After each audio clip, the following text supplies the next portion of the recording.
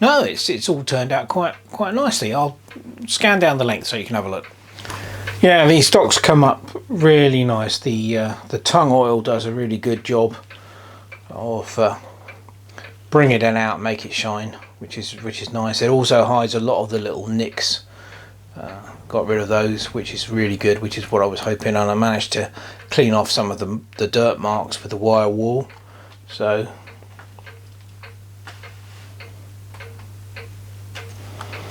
all the bluings come out nice. I'm very pleased with that. Very nice indeed. So look at the other side. Yeah, come out really well. I'm well pleased with it. It's it wasn't in bad condition when I started, and but there was some considerable amount of rust, particularly on the receiver, and there was quite a bit on the barrel. So yeah, I'm well pleased with the end result. So we'll get the range set up and the second camera, and we'll do a little bit of shooting.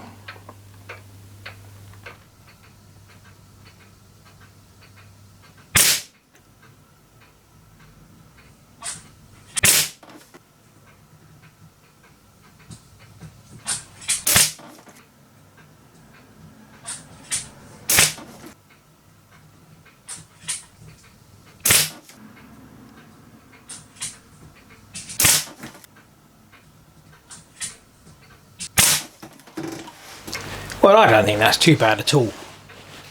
Obviously I've got a couple on the outlier here, but nice grouping here, and at least two of them pretty much went down the same hole. There's two there and there's two there, so there's 7 shots in total on that target.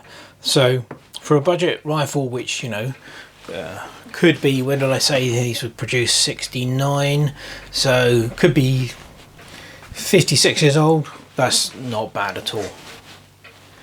Well, I guess that wraps it up for the Haenel 303. I'm very pleased with how it turned out, as you've heard me say many times. One other thing I will do is I was looking at the breech seal, and the breech seal is not very good. It's almost completely flat now, and it's a leather one, so I may well replace the breech seal, but other than that I'm not really going to do anything else to it. I did put it across the chronograph, and it's still outputting more or less what it was outputting when I first tested it before I touched it, which is about 470 feet per second, which is not at all bad. Not at all bad for something, for a spring, brake barrel springer like this. That's perfectly acceptable. So yeah, I do apologise for there being so many parts to the series on the Haenel 303, but I wanted to cover the full process from start to finish, and it is quite long-winded. And you know me, I don't like really long videos, so I've broken it up into, I hope, digestible chunks, shall we say. So yeah, so that'll be it for now on the Haenel 303, and as always, thank you very much for watching. Cheers.